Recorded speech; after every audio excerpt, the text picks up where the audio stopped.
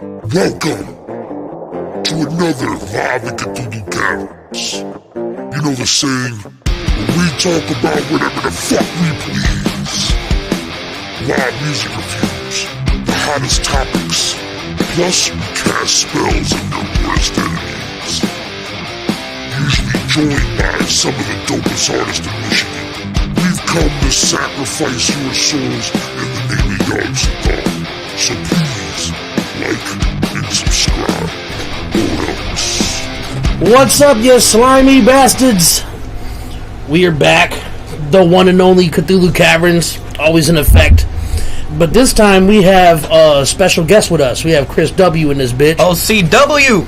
And obviously we got the co-pilot Skyylo. Skyylo, Chicken Tenders Jenkins. Chicken Tenders Jenkins and Chicken Tenders, oh yeah. So Chicken Tenders Jenkins. We'll get into scoop that way a little bit.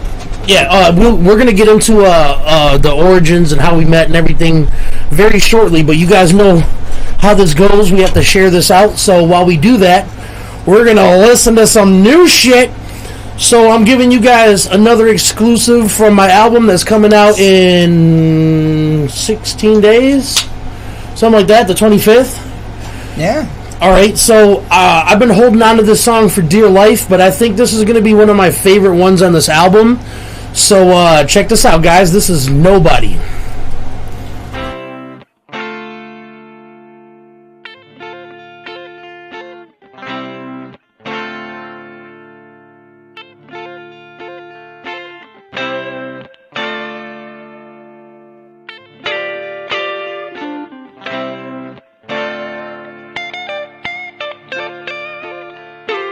I just wanna be the best me without the consequence. Approach life with the open-minded kind of consciousness and live life the way I wanna live. If I was rich, spending every night in the studio making constant hits. I can't stop the itch, I can't regret the past, but moving forward I just wanna make the engine last. But the pain in my body is debilitating. Sometimes I throw the shots back and I get really wasted. Every work day's my worst day. I just wanna live like every day is my birthday. Back to reality, hope there goes gravity. Difficulty high, sometimes it's so challenging. Smoking weed to balance it. Everything in life is out of whack, feeling like a junkie. And every day is out of crack. Holler back if you can hear me. It's a clear day, and I just wanna see the sunshine with pure rays. What's my motherfucking name? Nobody, nobody, nobody. I don't ever wanna feel this low again. I see an opening, I'm going in. What's my motherfucking name? Nobody, nobody, nobody. I don't ever wanna feel this low again. I see an opening, I'm going in. Sometimes I smoke and let my mind drift, trying to find bliss through the fine mist, while he redefine his life and meaning. In the darkness and the light is fleeting, but there's always better times. I know it's quite deceiving. Sometimes I get in Omegle and talk to random strangers, laugh and rap for people knowing that they can't engage them. Other times I'm lost in life without no animation. Life is hard, there's never been a map for us to navigate this. Brandon's anxious, nothing's clear. Another fucking year, but at the bottom it's only up from here. When there's trouble near, I try to keep my distance. People in this world are hypocrites, I don't believe in Christians. I know all humans work, it's only really evil in this. The world is rich and poor, there really ain't no equal in this. I see the difference and it's hard to imagine otherwise, but I'ma wrap it up here with chat another time. What's my motherfucking name? Nobody, nobody, nobody. I don't ever wanna feel this low again. I see an opening, I'm going in. What's my motherfucking name? Nobody, nobody, nobody. I don't ever wanna feel this low again. I see an opening, I'm going in. On the horizon I can see the sun is setting soon. When the night passes tomorrow I hope there's better news. I'm already bruised and sore mentally. You see what I got and I wonder how much more is meant to be. Before destiny but after life nothing makes sense. Someone rain down blessings on this rapper's life. I have to fight and in the end it's what I do the most. But I can see the grass greener and it's beautiful. I just wanted you to know there's someone listening that's been on the edge. Like this is it, and if you quit just think of every single minute you'll be wasted. And life is precious, not everybody can taste it. It's like repeating life to never do it right, and every day is death row and this is execution night. They won't stop there, they just might electrocute you twice. Never human, but I offer you a message of advice. What's my motherfucking name? Nobody, nobody, nobody. I slow again. I see it opening. I'm going in. What's my motherfucking name? Nobody. I don't never wanna feel the slow again. I see an opening. I'm Going in. Yeah, so thanks for all the support that we've gotten so far for the songs that have arisen. But you guys have no clue. Like, if you guys like Diabolical because of its bar structures of shit, you're really gonna like this next one, because this is a lot more personal. I tell a little bit more of my own story, and plus I got some other vibes that I've never touched on before. Oh yeah. That have been released, at least. But alright, so let's get this in. So you already know who fucking Skyylo is. I don't have to tell you about that slimy chicken eating fucker. But tonight his drink of choice is Amsterdam? Watermelon Sky. Watermelon Sky. So Sky has to get something that has Sky in it. Yeah. And my man's in between us right here. This is Khris. Now, Khris, this is a story of what chat roulettes are made for. So we're scrolling around, we're trying to keep a positive vibe, we're kicking it with people, and then we bump into this motherfucker. I didn't think I could be out positived. And we kicked it for like 2 hours straight, and then come to find out at the end of the conversation, he lives around the corner in Flint. So we had, yo, what up though, Antonio? But yeah, no, man, we had to make sure that we did what we say we're gonna do. You know what I'm saying? When we say we're gonna reach out, we're gonna try to get people on here that are worth the fuck. We really doing that thing. You know what I'm saying? So welcome Khris to the fucking episode, everybody. Get a hashtag Khris the shit in the comments if you about that life, my dwellers. So let them know a little bit about yourself, my friend. Man, I appreciate it. Thank you for all those kind words.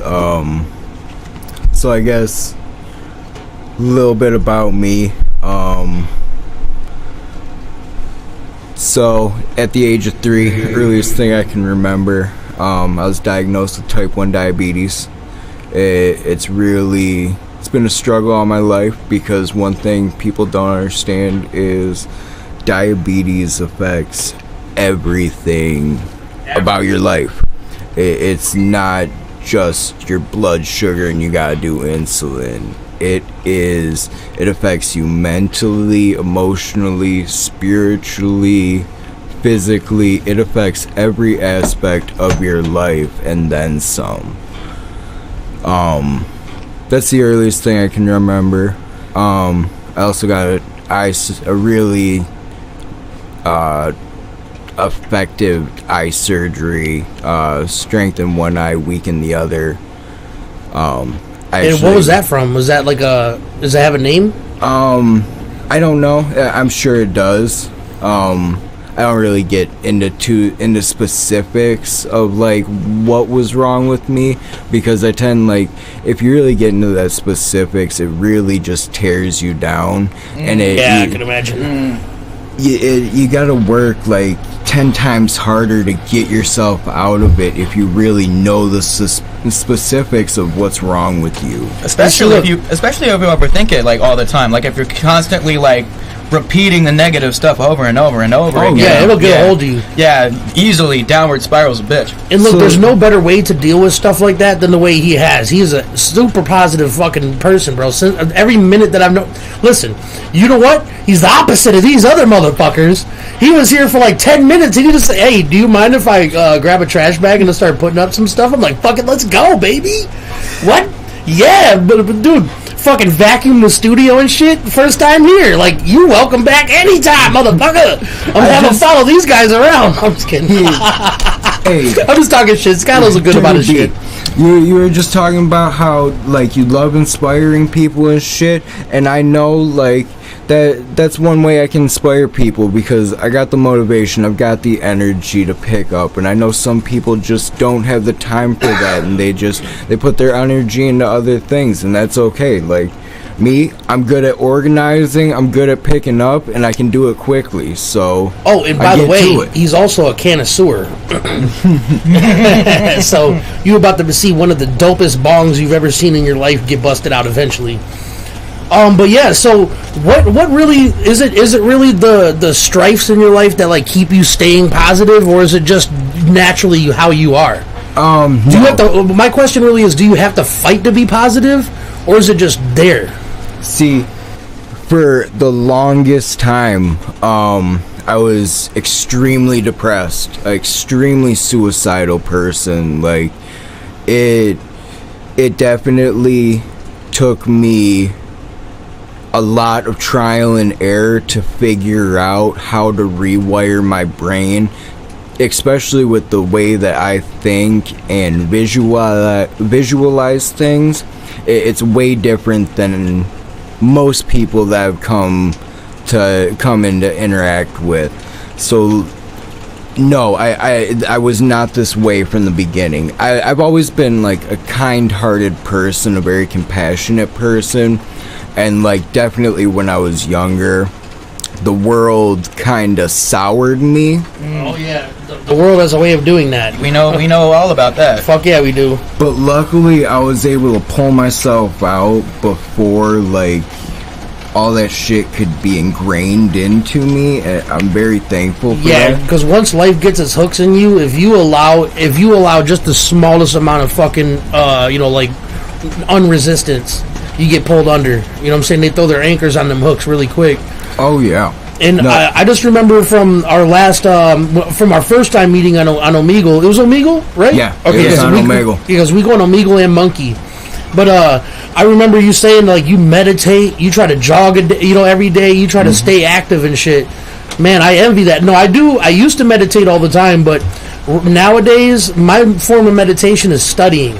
Like I'll crack into a producer that I like their fucking work, or an engineer, and try to take up how they, because I mean, there's a million different ways to approach it. There's a million wrong ways, but there's no right way to do anything. I found open eye meditation helps me in my day-to-day life, like focusing on clearing your mind, but also doing things at the same time, and it helps take away the stress of the day-to-day monotonous shit. Oh, I know all about that. It really makes it easier just doing things brainlessly. Once you know how to do that shit, then it comes to be like, I cleaned my bathroom the other day. It took me 5 minutes, maybe. But the amount of thought that you put into what was going on inside of your brain, or you were thoughtless. I was completely thoughtless because I've done it so many times, I don't have to think about it anymore. Like, yeah, the first 50, 60 times you're going to have to think about it, but once you got in the motion, go in it brainless, and some of y'all need to like bust out a notebook and just be taking notes, because you're about to learn some shit. Act a habit. And how old are you, by the way? I'm 26. You know what I'm saying? So he's in their age range. You know what I'm saying? So hearing somebody that's kind of young. You know what I'm saying? I say anything under 30. I'm just above 30, and I'm still young, I guess. Tell my heart that shit. But you know what I'm saying? Anybody under the age of 30, a lot of people consider young, and to have such a wise mentality.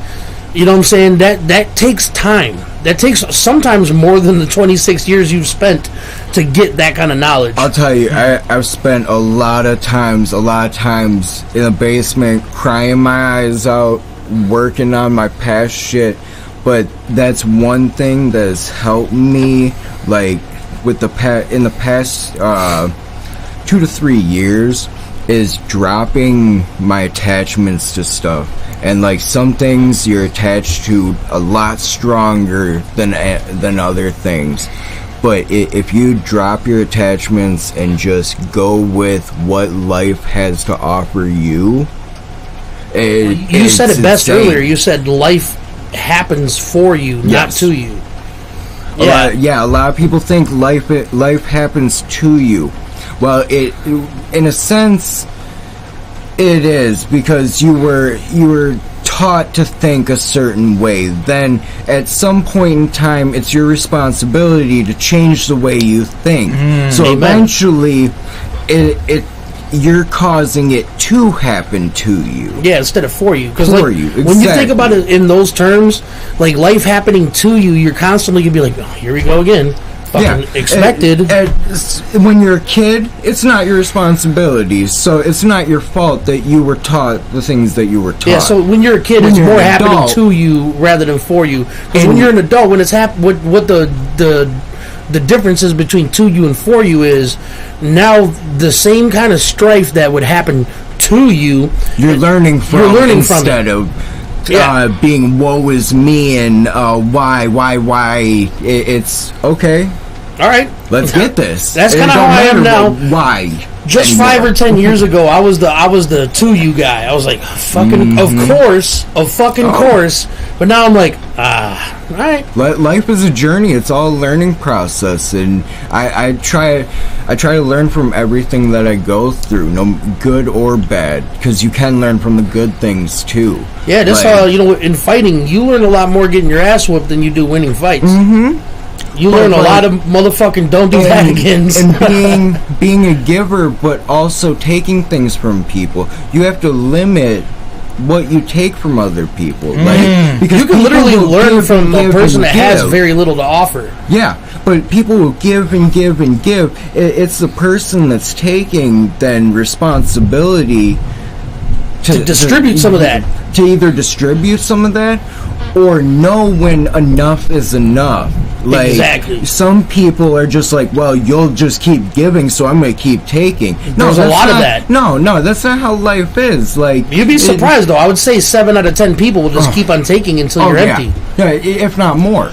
I mean, they think they deserve it. Yeah, and there's a lot of people that feel entitled to things that they haven't even earned. Life owes them instead of they owe something to society. Like, I truly believe I owe something to society. I learned all this shit for free, so I'm gonna give all this shit for free. See, that's another thing right there. What you just said, like the teach you for free aspect. I've always been one of those guys that I may not know everything, but what I do know, I'm willing to teach to the next man. If you want to learn it, you genuinely want to learn it, and you may not want to use it immediately, but if you genuinely want the tools, when you're teaching I'll give them to you. Yeah, when you're teaching somebody, you don't have to give them the full recipe. You just give them the guide works. You know, like Skyylo. You know what I'm saying? You have to give them an understanding so they know 100% what they're going into. Yeah, you just lay down here's the do's and the don'ts, and here's the fucking railway that you should probably stay on. Honestly, like Skyylo, when he first came around, his mixing was dog shit at best. You know what I'm saying? Nowadays, the last thing I heard that he mixed was many, many months ago, but I could tell a big improvement from just being a fly in the wall and just watching. You know what I'm saying? And absorbing. Oh, yeah. And that alone he learned from. So, and then also like music-wise, Skyylo came in here kind of timid and stiff, and now he's a lot more loose. Now when he does a track, you believe it more. Yeah, it sounds like you believe it more when you say it. And the problem with that too is I think just being around a bunch of killers too was steel sharpens steel. Yeah, steel sharpens steel. But the problem with that is that in the younger, back in like Zodiac File days, like I had no idea what words to pick out that were meant to convey what I was trying to get across. And that was one of the things one of my first earlier critiques of you. I said like, you got a good vocabulary, but it's word salad. You know what I'm saying? You're rhyming for the sake of rhyming instead of actually trying to convey a message. Yeah, it's called economy of words. You know what I'm saying? You can use a select small amount of words to say something really profound and complex. And it's kind of like my dad taught me this. Like when you're drawing like a house, right?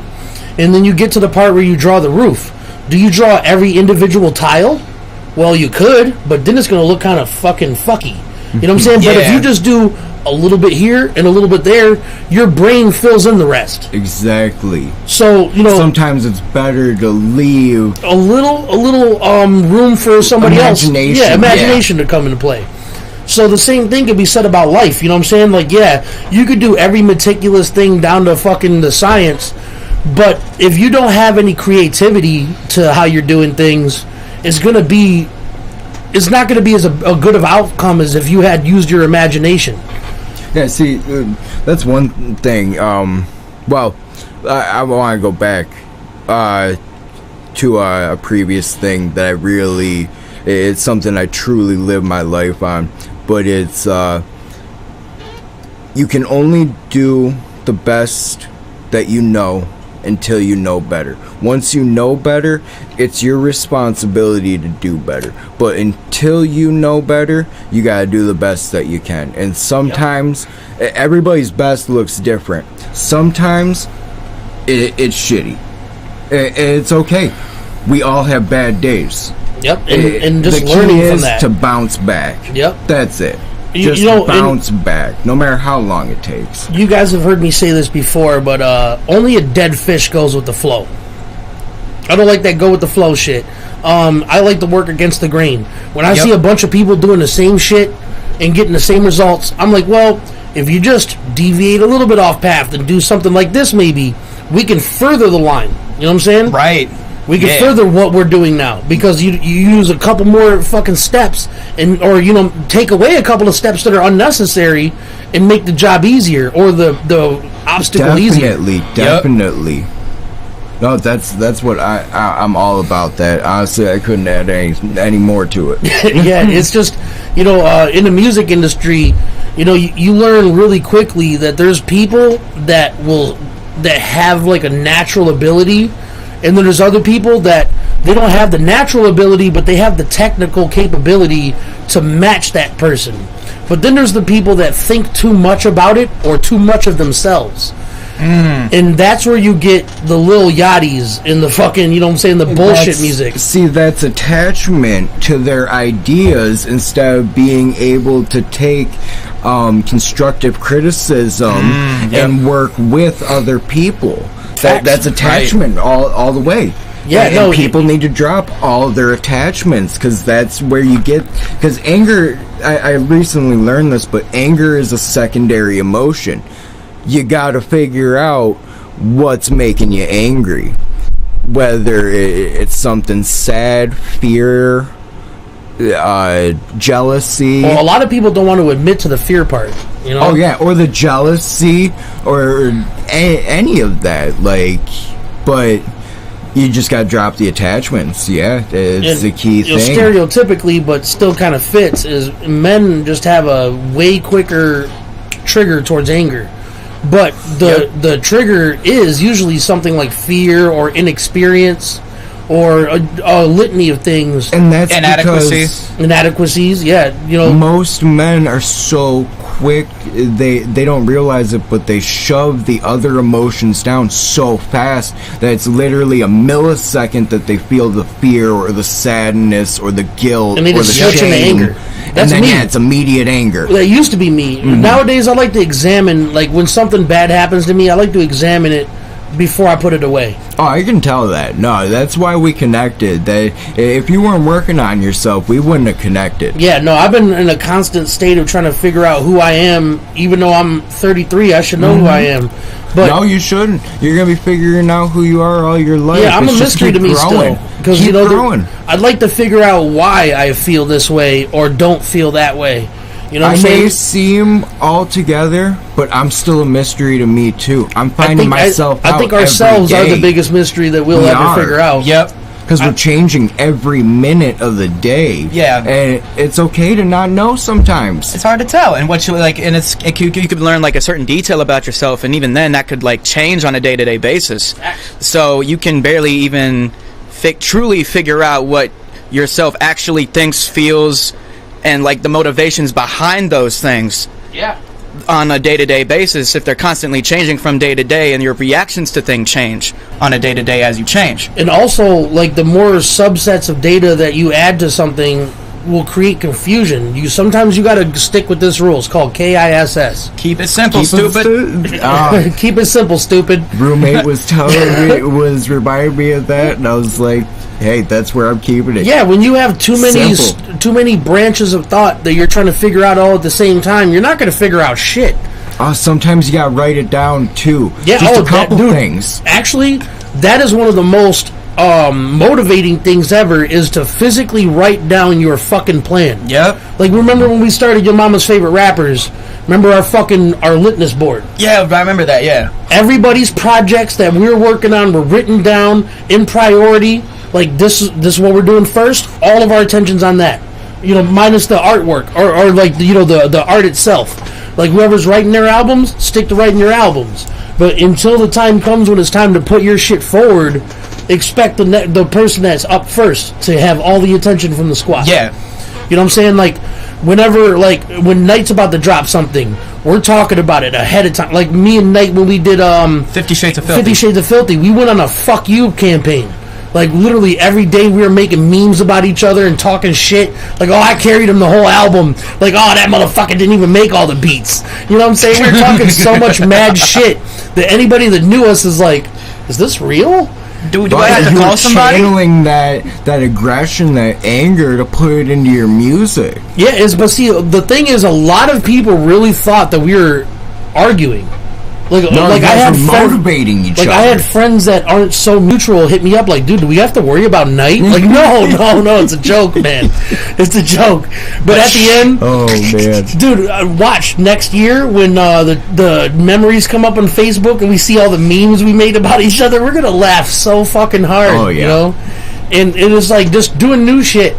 You know, dude, you know that you can't teach an old dog new tricks. Bullshit. Yeah, that's bullshit. That's bullshit. You know what I'm saying? Because, you know, you find 50-year-olds that take up jujitsu. You can teach anyone anything, no matter the age, anything, with love. Well, I got a piece of knowledge for you Always that love. you should remember this. What love looks like, as long as it's love. This is something that keeps me hungry for knowledge. There's I don't know what he's a brain expert, and he said that there's more storage space in your brain than there is knowledge to learn in the universe. Yep. You have an infinite storage capacity. Yep. And there's a finite amount of knowledge to know in the universe, even though it's an infinite universe. Because knowledge actually gets stored in the conscious mind, the subconscious mind, and I actually believe in the soul. I do too. You don't know where I've seen it's a dead getting body. stored, but knowledge gets stored somewhere, and once one part gets filled up for the time being, oh shit, we got a couple of comments. Let's go through. Yeah, let's go through it. Let's go with the fans. I like coke. I do coke so I can work longer, so I can make more, so I can do more coke. Two Eyes don't like me no more. Yeah, he does. Yes, the fuck I do. Real spit. I'm gonna be 39 and I have to chill myself out so I can find myself. Yeah, look, man, there's no expiration date on fucking trying to figure yourself out. You know what I'm saying? Every day you should like examine who you are, what you're doing, what you're about, what other people think of you. So I got some advice for that. Baby steps, one breath at a time. And like, if you're really trying to change yourself, you're really looking to go to that positive state of mind, you don't start right when you wake up, because I'm telling you, the universe is going to throw you some curveballs that are going to ruin your day. Start in the middle, the end of your day, just to change a thought process. Sometimes it happens. Just change something in a slight perspective so it can slightly be in the positive, and then you'll find yourself doing that more and more. Then you'll find yourself saying more and more positive things, and also and then the baby step doing thing more is and more positive things, and it just spirals. But no, one breath at a time. Start at the end of the day if you have to. Well, see, another thing about the baby steps thing that you're saying is you're not stressing yourself out by taking baby steps, and before you know it, you've walked a mile. Yeah, exactly. And a baby step is still a step. Like, just because you're a grown man and you're taking a baby step, don't make it any less of a step. Facts. Like, if you're taking a baby step, you should be viewing yourself as that child, and you should be screaming for yourself and how proud you are, because you are actually making a step in the right direction. And see, there's a big difference between overconfident, cocky people and confident, humble people. You know what I'm saying? Like, proud of themselves. I try to ground myself, and I try to, like for instance, I know I'm a dope rapper. I know I'm probably in some type of ranking in Michigan as one of the best. You gotta be. But that's not because I think so. I gauge how I feel about myself, about how others portray me. Like, it makes me feel good when I'm in some of my down spots, and somebody will post something out of the blue, not even knowing I needed it, but they'll be like, man, this motherfucker work his ass off, he does this, he does that, thank you, Dirty, for existing. Dude, and shit. I'm like, you, every song you played in the whip today, man, was killer. Like, I was blown away. I couldn't believe it. I was seriously Shazamming it, thinking it was somebody else you were playing for me, and then it popped up, Dirty B, and I was like, God damn. Well, because when you've spent as long as I have behind the pen, you're always trying to figure out what the next evolution is. I never want to think that I'm at where I'm going to be forever. But that should be in any field. You should always be evolving. Yep. I'm always looking for the next thing. What am I doing next? And I don't try to put too much on my plate. Remember that too, man. Yep. Also, another thing I do that we could relate to food with is I do the same thing in real life, but when I get a plate of food that somebody else cooks me, and I don't like all the things on there, I start with the things I don't like. Yep. And they're normally bomb as hell. Like say you got corn, mashed potatoes, corn, mashed potatoes, cornbread, and like a good ass meatloaf, right? Ooh. So I'm like, all right, I'm not a big fan of corn, so I hurry up and eat the corn. So then the next thing, I don't hate mashed potatoes. I like mashed potatoes. I eat them. But by the time I'm done, all I'm left with is the dope thing, the thing I wanted the most. And it's uninterrupted. Now I got all the other shit out of the way. Here's that. And then you can savor that. Yeah, so I do the same thing in life often. Like when I know that I have to achieve something, I try to get the hardest parts of it done first. So that way I'm left with the easy, relaxed part. I don't know. Honestly, I don't look at anything. I've changed my mindset to not look at anything as hard. Like, if we're talking about the plate of food, I'm going to throw the corn on the mashed potatoes. I'm going to throw a chunk of meatloaf on that. Then I'm going to throw a piece of cornbread in the mix with that and have them all in one bite. Like, that's a way to do it too. There is nothing wrong. Like I said, there's millions of wrong ways, but there's no true right way to do most things. It's the way that brings you the most peace, happiness, or comfort, whatever you're looking for in the moment. It's all about what you enjoy. And also, as long as you're not hurting nobody. Another important thing to having a happy life is surrounding yourself with like-minded individuals. Not an echo chamber. You don't want a bunch of yes men. No. But you want people that are willing to tell you the hard truth, or willing to ride with you in your triumph. You know what I'm saying? To hold the flag with you in victory. Support you when you're up. Or help, give you a shoulder to fucking pick you up when you're in your losses. You know what I'm saying? Like, pretty much everybody in my squad, including Khris now, you know what I'm saying, I can look to for support. You know what I'm saying? When I'm like, man, I'm not feeling this. I don't like the way this is going. I need some insight from somebody else. You know what I'm saying? Often it'll be Nyte or Skyylo, but now Khris is involved too. You can always hit me up. So, I like to not take all the brunt for myself, because the same thing with my friends. When I've like Nyte's a pretty put together individual, but he has a lot of times in his life where he has decisions to make that are very difficult for one to make. You know what I'm saying? Like, yeah, so he can't be available. Well, no, I'm just saying, like, you make a left and it's fucked. You make a right and it's fucked. You go down the center, it's still fucked. So, sometimes he just needs to, like, nitpick, like, what is the way to go without fucking destroying my life. But you just gotta go with your soul, because your soul knows best. Your ancestors, your spirit guides are following you. Whatever you believe in, actually manifests in the physical, just like it manifests in the spiritual, and it's got you. You just gotta have faith. Like, I've really found that lately. Faith well, I like is that. Key. TSI Nightmare said, the people that see the you that you don't see and push you. That is another thing. Like, as yourself, you might get distracted. Right, you might get distracted about your own self, but a person that knows you well will know who you are in general, or like in essence, and be like, okay, really, this is the decision that you need to make, because you know that this is the best way to go. I want to admit one thing, Dirty B. You actually, like, gave me some sort of worth inviting me to this podcast and talking to me on Omegle and shit. Like, you actually Well, I like to boost gave people. me like you're not a rapper, you're not a singer, you're not a producer, but you're my fucking you're my motivation guru. I You know what I'm saying? appreciate that, man. Maybe really I can do, but maybe I can convince you into gave writing me a that book. Dude, honestly, but like I love beats. I've had people telling me I'm an amazing singer. Like, I got fast mouth. I don't know. Maybe I could try it out. See where it goes. I'm open for why new not, right? experiences. Like, that's all. That's why I came on Skyylo's this only been rapping podcast. for 4 years.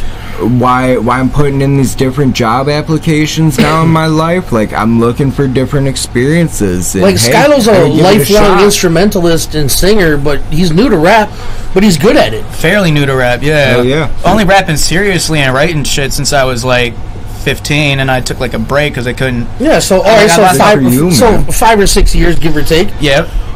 But Personally, I you're haven't- good. You're better than a lot of people that I've known my whole life that have rapped as long as I have, but just haven't taken the time to like evolve themselves. Yeah, then that takes baby steps though to get like to improve like that.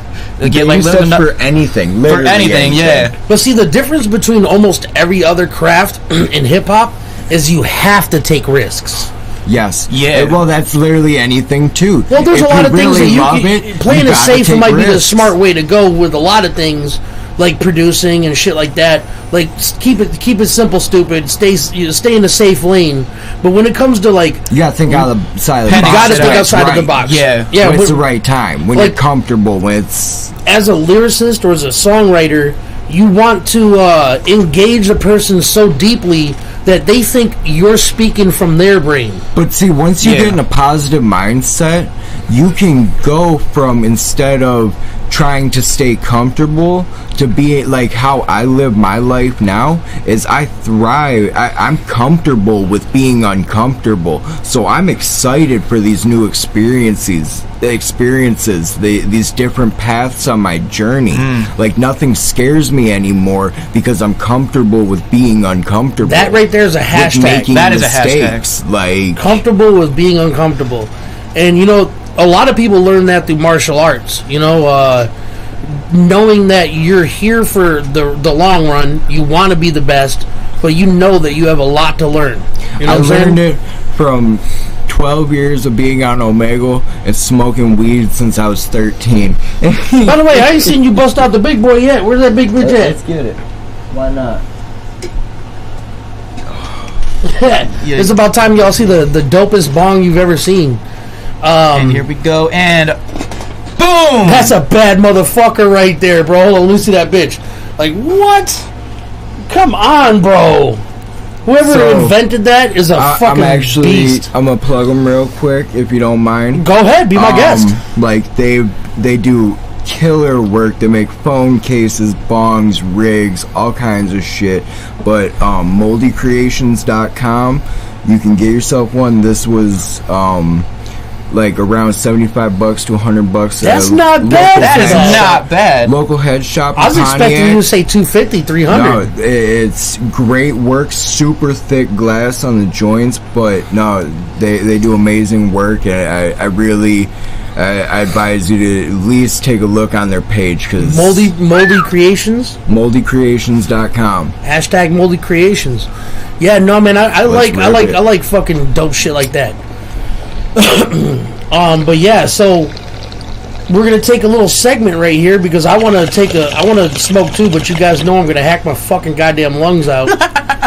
So I'm gonna go ahead and hit y'all with the EDM track right quick while I do so. Unreleased, obviously, like And usual. there we go. What do I want to play for y'all? Let's see. Drop It Low.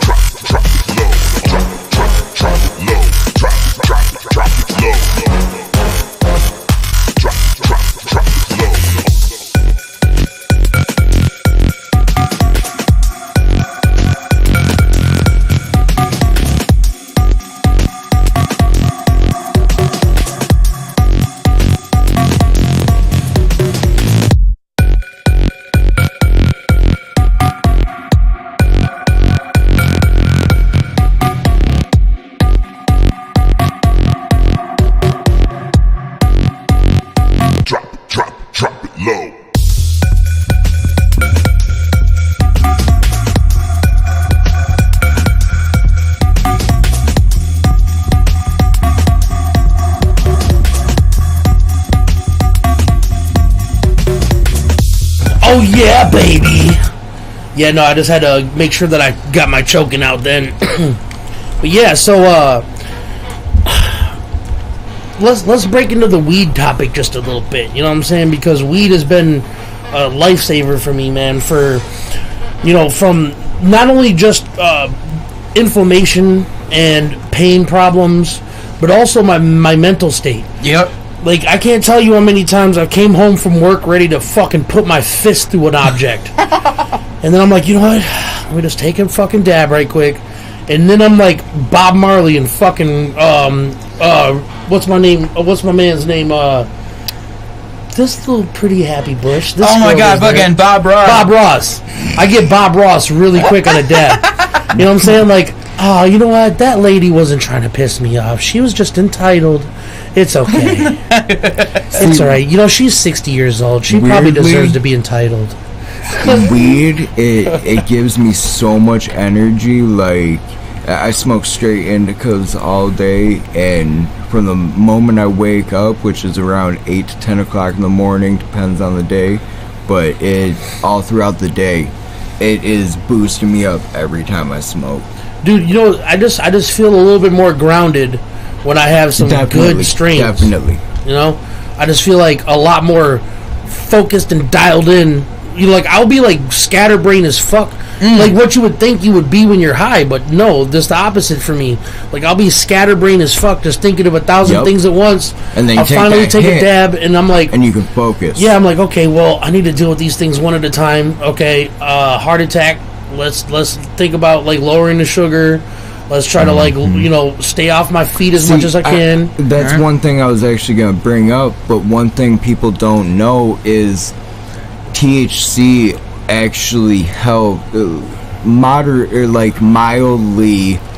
moderate the blood glucose level, so it actually bring your blood sugar down with usage of it. Let's see what TSI Nightmare said. He said, that is one thing I try and live by. I heard it from an older YouTuber back in the day when I was a kid. Be a better you today than the you were yesterday. Yeah. All right. Yep. That's why I started teaching myself graphic design and video editing, and try to learn new things and new ways of doing things every day. See, that's me with when it comes to engineering. Yep. Like, I know what I'm doing, and I'm always going to get a good mix. But pretty much every time I take the approach of somebody else, like Sylvia Massey, Warren Hewart, my man's from Mix Like a Pro, or In the Mix, you know what I'm saying? There's a couple of places I go that I just like their the way they explain things and break things down. Things I've heard a million times. But when somebody else says it a certain way, it makes a different sense. You know what I'm saying? Like, some people like to use parallel compression. Some people don't think it's necessary. Some people like to use more than one EQ on a vocal. Why not, right? Right. You know what I'm saying? But I just like to see how many different ways there is to do it. There's some people that just do analog. There's some people that just run your voice through an EQ into a compressor, or a compressor into an EQ, into a limiter, and that's it. You know what I'm saying? And everything else is just sends. You know what I'm saying? Like a little reverb here, maybe a delay, and they'll just bring those in on the board. I like seeing that. I don't have a fucking major mixing console, but the day that I do, I'm going to remember that shit and be like, you know what? I want to try that one thing I saw. Oh, yeah. And, and it's like I've already done it, but I haven't. And also, I like looking at things that I'm not capable of doing yet, or I'm just, like, for instance, mixing huge bands. You know what I'm saying? Like, oh, yeah. 200 stem pieces. You know what I'm saying? 5 copies of each guitar. Fucking 20 different mics for the goddamn drums. I like seeing how people do it. You know what I'm saying? I like seeing all the different ways. Like, I watched this guy mix Beat It. I want to say it was Beat It, or one of the famous Michael Jackson songs from scratch. He had everything on his console, and he's wearing a GoPro on his head, and he starts with just getting the drums together, and he raises them up, gets them where he wants to go, and then he starts bringing some of the bass lines, and he'll turn around and go to his rack, and he'll start fucking turning up some other compressors there, maybe a little distortion right here with the distressor, and then he'll go back to the board and adjust how much of that is in there, and you just watch him do the whole process. It took him maybe 25 minutes, 30 minutes to just click, click, You know what I'm saying? And just watching them master at work. Yeah, but that 30 minutes comes with so much practice and fucking around and failure and... Oh, dude, I seen this meme a while back that makes all the sense. It says, "Smash." You're not paying for the hour it took me, or the 20 minutes it took me to do it. You're paying for the years it took me to learn how to do it in 20 minutes. Mm-hmm. Yeah. Yep. Exactly. That's a key thing with plumbers. No, so you got to work smart, not hard. Mm-hmm. You know what I'm saying? You don't have to work hard. You have to work smart. Yep. Failure is the best teacher for that. It is. It is. Yeah, you could find out. You could overwork yourself, and in the end, you hate what you've done. That's true. Yeah. Because I remember after Zodiac finished, like when we were recording Euphoria, I looked back on Zodiac files, and I'm like, I don't like how that came out. Yeah, a lot of hard work was put into it. And plus, it was the first time, your first time experiencing. Well, not only that, working with live instrumentation.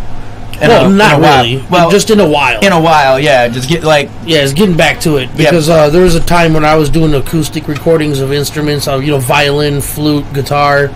But this is the first time me ever miking an amp and doing electric guitar. Way, yeah. Yeah. So that was new for me, and now obviously we could go DI now, and I got a bunch of plugins that I could just run right through on my Fruity Loops. So and then high quality sound coming from those shit. Yeah, but see, once I get the SM57, I'm gonna want to mic the amp every time. Even if we do it both ways, I'm gonna want one version that's a mic'd amp, and then I'm gonna have you replay it through DI. You know what I'm saying? Direct input for you people that are that think I'm speaking Japanese. Direct input. So that basically means cutting out the middleman and going right to your board, or right to your interface. So, anyways, but there's things I want to do that I haven't got a chance to do yet. Like, I really want to find a good female singer that really actually knows how to sing, and I ain't got to do a bunch of pitch correction and auto-tune. You know what I'm saying? Yeah. Like somebody that just put it on a guitar and that bitch just sings her guts out. You know what I'm saying? I really want to work with somebody like that, but I haven't had the opportunity in years. And back then I didn't have half the knowledge I have, not even a quarter of the knowledge I have now. It's crazy. Like, I have a whole decent history of education and music, but it just seems like every year I learn so much more that it makes me feel like a fucking imbecile before. You know what I'm saying? Like, it's crazy. You know what I'm saying? Like, there's no limit to this shit. There's always something else to be learned, pretty much in every craft. And anything you do, like he said, a plumber. You know how long it takes to figure out what pipe goes where, how many turns it makes before it goes to the fucking septic tank or whatever the fuck. All the things that you know what I'm saying? Like, they'll be like, oh, for this job we're gonna need these tools. But see, that's where you gotta take yourself, and instead of pushing yourself down and feeling like an imbecile the next year, you gotta be proud of yourself that you were actually able, because most people can't fucking learn. Most people are so stuck in their ways that they won't learn. So you gotta be proud of yourself. Or they're too cocky to take advice. You gotta be proud of yourself that you have the capability to be an understanding human being, that you could learn that. She's like Tragic. Tragic is the one engineer that I feel is like me and him have the same passion and the same drive. He's leagues above me when it comes to equipment, but we have roughly the same experience in years when it comes to mixing and mastering music. But he is my go-to source. As soon as I'm like, I think I got this right, let me hit him. I'll do Tragic right quick, and I'll send him my thing, and I'll be like, yo, what do you think? And he's like, oh, you know what? Maybe you duck down a little bit of 14,000, in between 14 and 16,000. It seems a little rough there. Like, you know what? I was thinking that, but I was like, maybe I'm overthinking it. You know, I love having somebody that I can trust that's not trying to sabotage me, but we could trade knowledge, because he'll ask me shit all the time too, and I'm like, wait a minute, you asking? Wow. I'm like, all right, well, yeah, if you really want to know.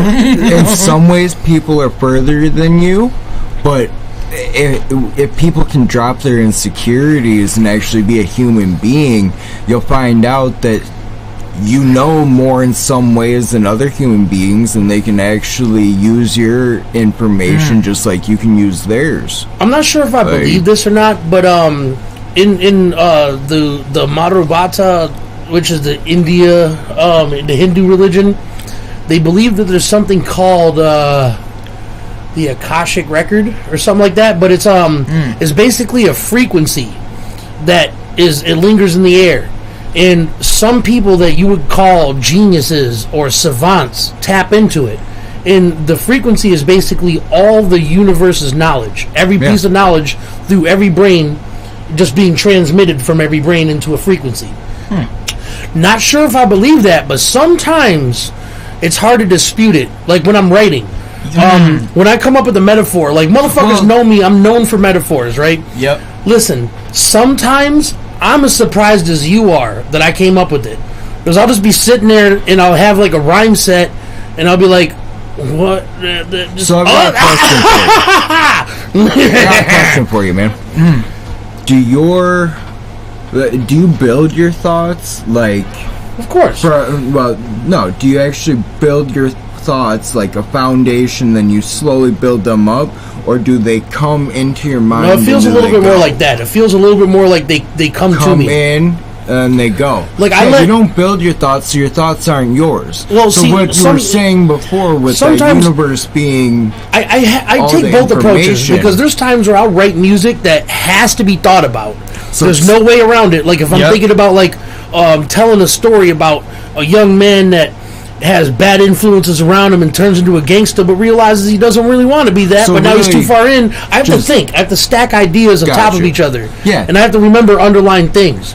But when it comes to like telling my story or just being funny or embellishing and shit like that, it just comes to me. It's like the Muse. If you ever heard of the Muse, you know. So each situation's different. Yeah, with like storytelling and like.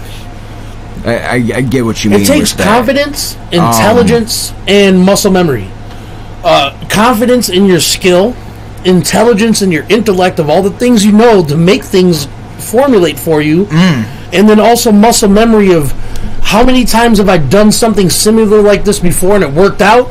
How do I do that again and incorporate these new ideas? So really, my best advice is go with your gut instinct. Yes. And realize what needs to be overthought and what needs to just be let go of. Well, overthinking is always bad, but right, yeah. Some overthinking can be good. You just have to. I guess if you're paranoid, it's probably for a good reason. Like hypercritical. Yeah, because then if something bad does occur, you're like, I was expecting it. The life I live.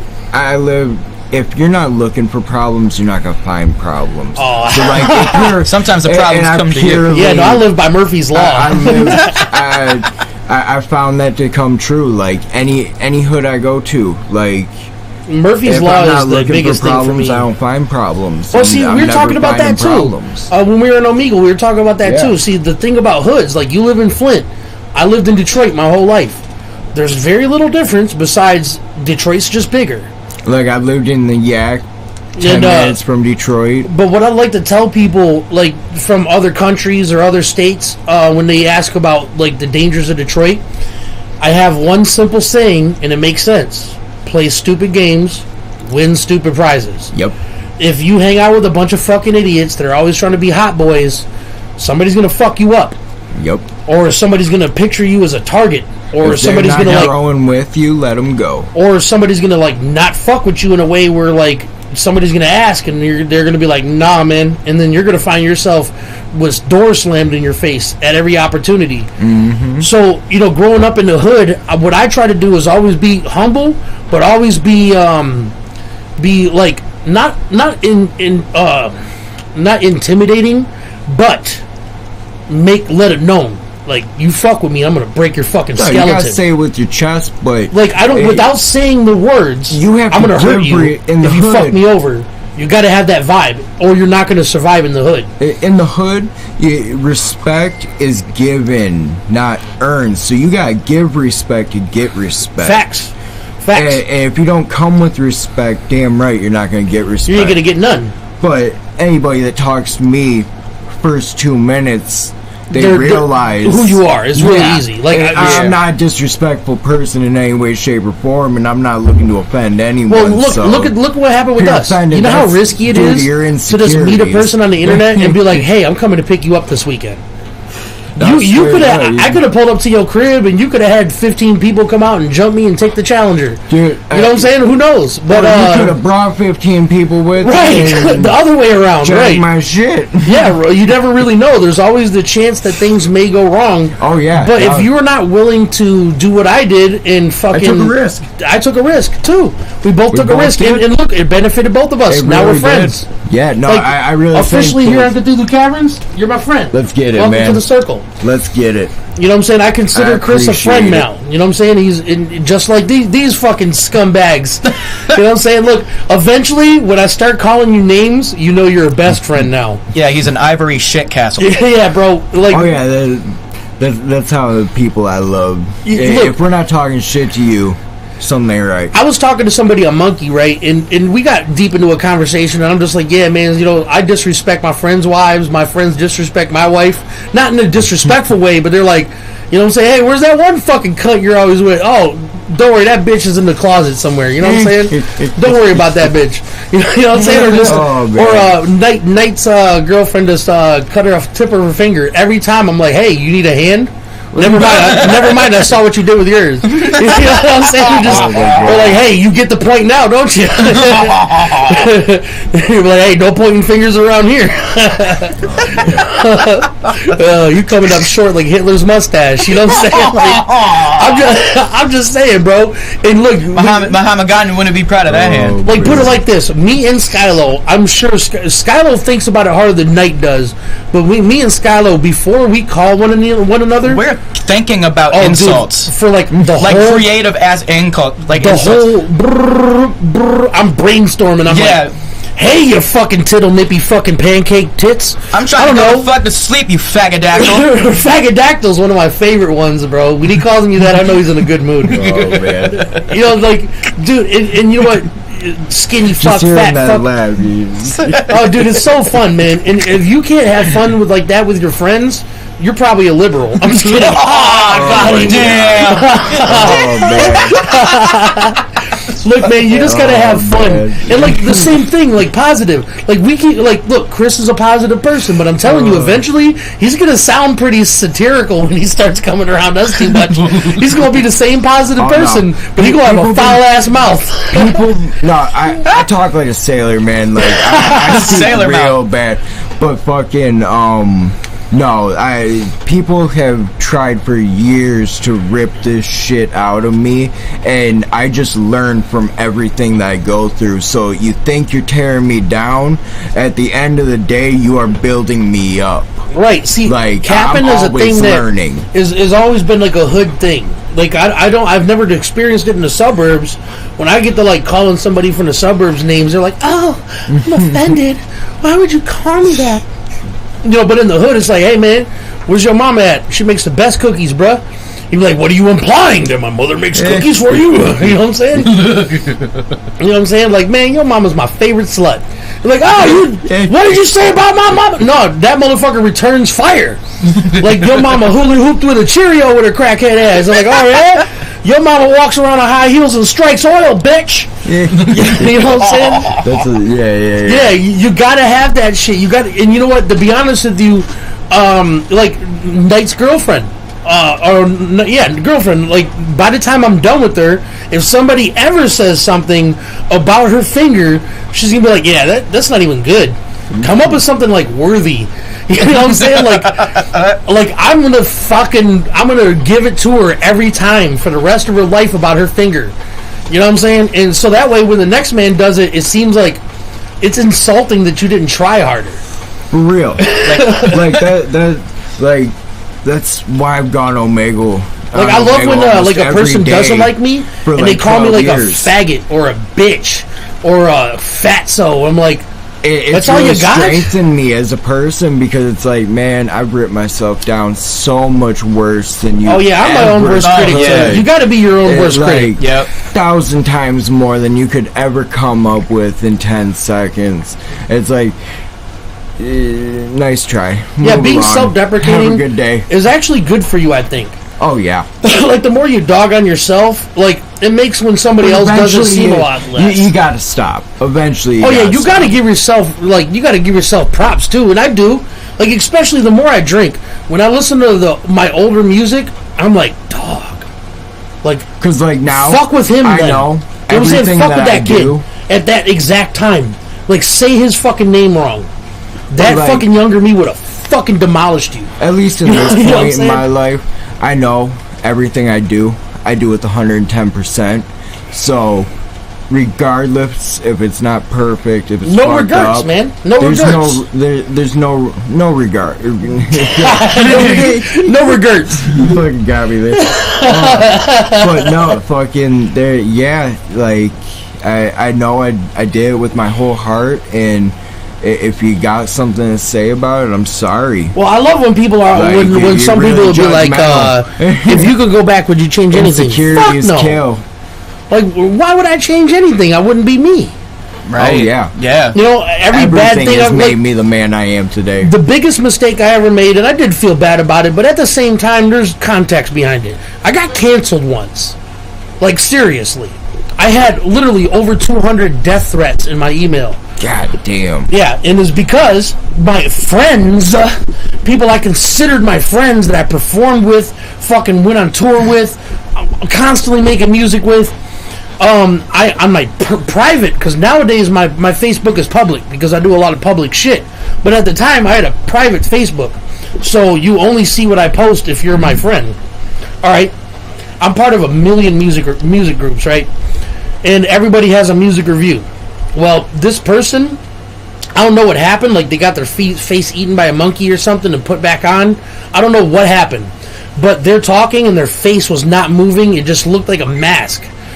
And so I screenshotted it.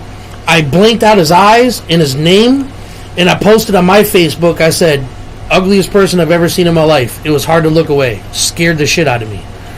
That's all I said. I didn't say he's a fucking retard or anything like that. But dude, the backlash, motherfuckers lost their fucking mind on me. And it was all headed by a person that used to be my friend. And they're like screenshotting it and sharing it to everybody and fucking creating groups called Fuck Dirty B. You know what I'm saying? So Dude, it was a setup. Dude, it was bad. It lasted a week. I had to pretty much like delete everybody off my Facebook. Hey, we're back. Better than ever. We got this shit. Yeah, I was about to say, and I learned a lesson. only send that to messages to my friends. You know what I'm saying?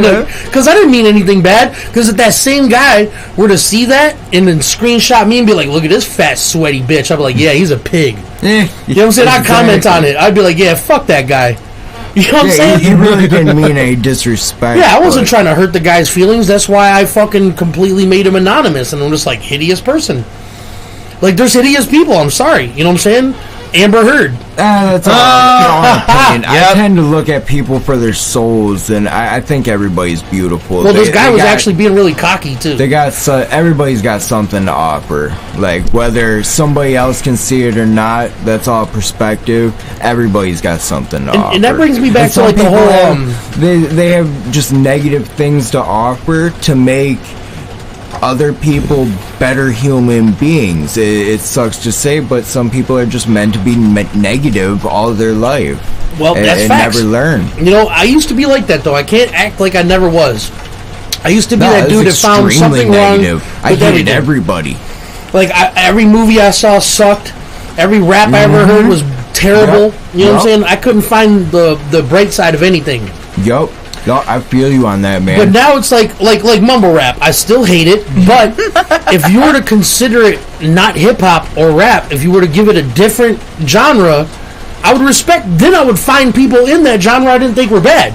Yeah. You know what I'm saying? But when you compare it to something like hip-hop, which is Big Pun, Big L, Tupac, Biggie, Ludacris, fuck you. I'll put you on some things that are considered mumble rap that are really like some enlightening shit. Well, there's people I don't hate, like fucking what's his name, Hood, Ace Hood? Ace Hood. Okay. Ace Hood basically invented that rhythm,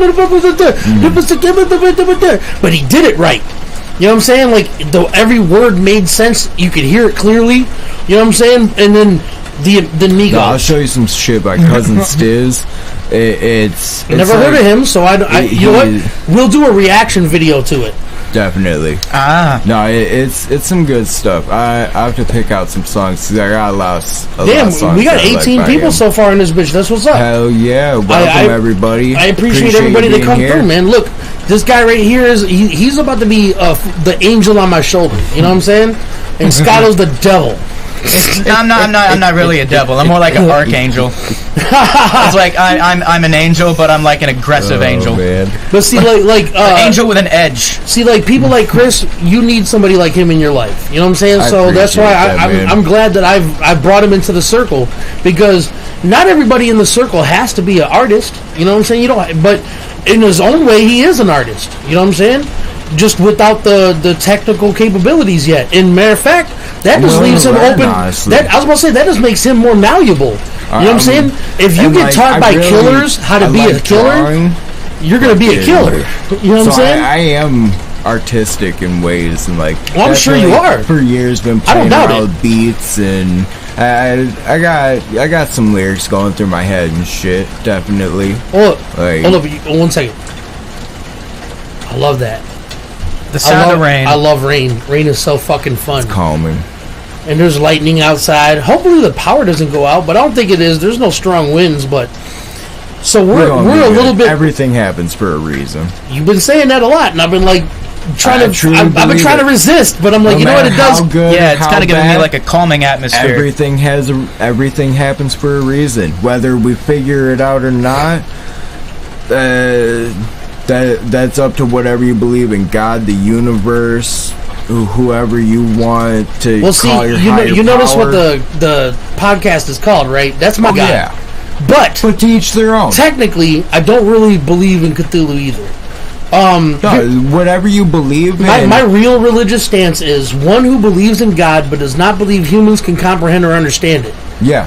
So Sure. I do believe that there's some higher power that is the universe is intelligent is the best way I can put it out there. Like I believe that we're all connected to the universe with everything else that's in it, and all of it has some kind of weird intelligence behind it. Like, now, this is just my personal belief, but I do believe there's an afterlife. But literally, the afterlife is what you make it. And I when actually you have a die, scientific. whatever you feel, whatever makes you comfortable, you're gonna see when you die. So if it's Jesus Christ and God, whatever you believe in, and there's many things to believe in, Buddha, there's so many gods out there. The earth But itself. Well, see, that's what made whoever me you pick believe in, Cthulhu though, because I when you never had die, that. Whatever makes you comfortable, that's what's gonna be there until you're completely comfortable with the soul energy that we are, and then we drop all the individualism. And see, and I then don't we're like just radical. energy. I don't like radical religious people. People that like, oh, you're going to hell because you fucking fuck dudes, you know, or whatever the fuck. You know what I'm saying? Like, You're not going to hell because you found your own happiness in a. This is one thing I actually want to talk about or just mention is like there's so many things that there's so many options in this world that just find what makes you happy, and if it doesn't hurt anyone and it really lights a fire under your ass and you really love it, fuck anyone's opinion and Live that just shit. go for it. Just fucking do it. It doesn't matter if anyone believes in you or not. You just need to believe in yourself, because your mind is an incredibly powerful thing, and you can really create whatever you want to. You just have to have enough belief in it, and like, hey, you know what? Yeah. Listen. For real. Amen to that. Hey, listen. Appreciate that. Hey, you know what? I've been here. Listen, I'm just a fucking sound nerd, right? Listening to you talking that Rode NT1 and hearing the Rain in the background. No, just that too. But like the bass of your voice, the main part of your voice that kind of like resonates. I would like you to write a book and narrate it. you know, that's actually like the past couple months I've been hearing that a lot. People really love my voice and just hearing me talk, and like it 'Cause it has puts a some soothing people to quality. sleep. weirdly, like people would call me. No, not weirdly. like, No, you just have a good soothing quality, and if you focus on the bass of your voice, it's something that like you will like just narrow I in really on. appreciate that, though. Yeah. I really think you should write a book, and then we'll brought to you by Cthulhu Caverns. You know what I'm saying? But Advertisement. we could really get that bitch on man. Amazon easy. Like I know actually people that are starting off as new authors, and they got their stuff on Damn, we're up to Amazon 20. and all kinds of other platforms. No, we could definitely get this, but yeah, I'd be down, honestly. That is something I've also been thinking about for years, was getting all of this positive shit down onto something to give people a different understanding of like just how to change their lives and just try to you have an go in a important better direction. like you have an important role to play that maybe you don't know that you are ready to fill. Like some people need a physical trainer. Somebody needs somebody that knows about nutrition and knows about body fucking mass and shit like that. But also some people need a mental trainer. Somebody needs somebody to tell them, look, you're fucking going too hard on yourself. You just need to do this, do that, maybe think like this. Definitely. And don't take my word for it. Just try it as an exercise. Yeah. If it doesn't work out for you, because not everything's going to work out for everybody, try something else. Yeah, but see, don't stick to doing what you're doing because you're comfortable with it. You're just going to live a miserable life. Facts. And like I said, with all the strife and all the things that like basically led you to be who you are today, and you still to come out on the other end a positive person, that's inspirational. Yeah, and I think there's people out there that might need that. At 14, I don't Chris know Dukes the in the name of building, the what's up? disease, but I lost all my teeth. They rotted from the inside out. It didn't matter what I did to them. They were all coming out. So I went to the dentist when I was 19, got all the top ones ripped out of my mouth, got 200 numbing shots all in my gums, felt every single tooth come out. So that's why I still got the bottom ones. They're barely there, still hanging on. But like, no, a lot of shit's happened to me, but I'd never let it bring me down. Like, just because somebody wants to talk about my teeth that I still have left, that just says more about them, that they want to try to make me insecure to make them Really, feel I didn't better. even know that there. I thought you were wearing a dope ass grill. I'm dead serious. The whole time I thought you were wearing like Black Pearl grill. Oh hell no, man! These are what's left, man. Fuck that. We going with my logic. You're wearing like a Black that Pearl shit. grill. I have never heard of that, but you want to know what? That I because I know like you can get implants, like they have titanium screws that go into your jaw. Yeah, no, I've seen put that process. full- That looks painful as fuck. It looks painful, but you're actually put to sleep through it, and they put your whole both the top and the bottom after you get the screws in. Yeah, all they at just once. screw them bitches in. Yeah. But like, it is really painful after, but because they do it all at once, like it's just one. Because pain's only temporary, and I truly believe that. So like, I love how these numbers just keep on going up.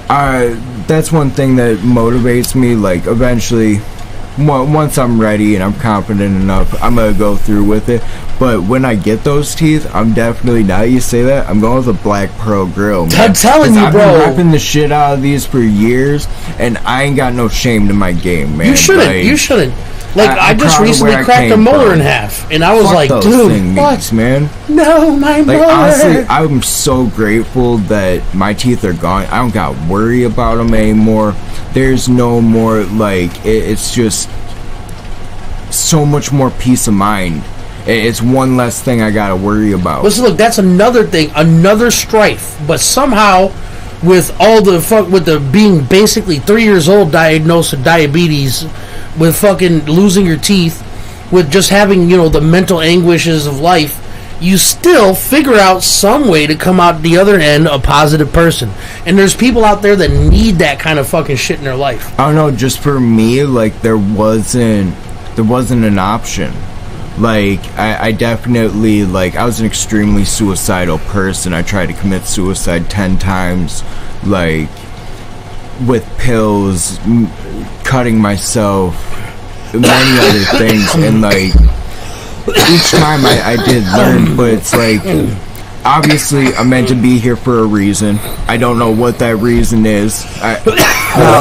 I've somewhat come to find that purpose is motivating people that can't find the motivation themselves, or seeing a different perspective. Well, I guess probably just because you're used to seeing yourself like that, so you can probably easily pick it out of another person. Oh yeah, no, like I chewed myself apart to be able to help other people. That's one thing many people don't get, is you have to help yourself before you can help anybody. You're 100% right. A lot of people, like me for instance, when I don't have it, I'm still trying to help people. You know, I'll have, $19 to my name, and somebody will be like, that's different. "Oh man, it's my birthday," and I'll give them fucking 18. I'll give my last dollar because I know money always comes around. Karma is a real thing, and you get what you put out. I used to not believe it, so but I will give my last dollar, and I've done it plenty of times. One guy was a diabetic. His daughter needed feminine pads and stuff, and if he got some other cleaning supplies, he was able to sleep on a couch for a couple nights. I was like, bro, here is everything in my pocket. You and your daughter go sleep, get her comfortable. You're a diabetic, you need to be off these streets. I'm a diabetic. See, and he didn't even see my tattoo or anything, so he couldn't have known. See, I'm also on a different spectrum of that same thing, but I'm willing to help you do bad for yourself too, in a way. Oh, like, all right, hold up. Here's what I mean. So me too. Like, if he went and did whatever with it, I don't got no mind. I still know I did a good thing. You did. And he was struggling. So whatever brings him comfort at the end of the day. Here's what I'm saying. Like, and in Detroit, his pain. Anybody that's ever lived in Detroit or Flint or Lansing or anything, any fucking hood, you know that there's crackheads that'd be like, "Oh man, my fucking kids need milk and my car broke down." Bitch, you ain't got a car. You ain't got a kid. No, don't fucking lie to me. Now I want to kick you in the fucking sternum. But you know those wholehearted people.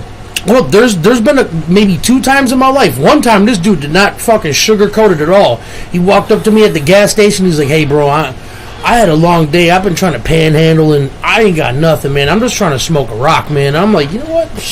Get it, bro. Oh, I got $20, so I fucking gave him 10, bought a pack of cigarettes, and split it with him and shit. Hell yeah. I know he went and bought himself a tasty rock, sat down, put that bitch in his stem, and eased his pain. Yeah, he sat there and he thought of me. He's like, "Man, that's one nice person. Thank you for getting me high." And he probably needed it more than anything. Yeah, he did. Like, obviously it's bad for you. I would be happier if he wasn't on crack. But it's his journey. He's doing what he got to do. And he didn't lie to me. He didn't bullshit me. He's surviving. He didn't tell me some lie or some like elaborate scheme to get money out of me. He just said, "Hey, bro, I need a rock." And I've thought about how many times I needed a bag of weed and I didn't have one, and if I had one, it would make all my problems better. So, like, I've been clean for 7 years now, and, like, luckily, I've just had that, I don't know, backbone, that just intuition that everything's gonna work out, and luckily everything has worked out every time I've gotten kicked out, like, because it truly hasn't been my fault. Every time I've been kicked out, I put in the maximum effort and just shit went downhill for God knows what reason. I learned this a long time ago. You can put in 100%. I know what reason. It was meant to bring me here. Yeah, right. That's why the reason last time it went downhill, because I'm meant to be here.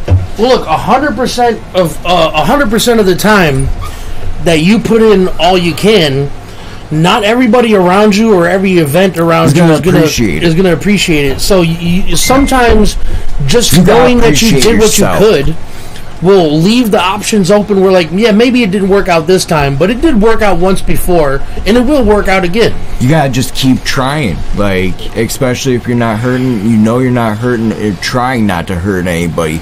Now, sometimes people will let their own opinions and beliefs hurt themselves. Facts. Some people let their beliefs and their values hold themselves back from understanding another human being. It'll suck. I used to be a big fucking, like, if you said you're religious, I would spit in your face.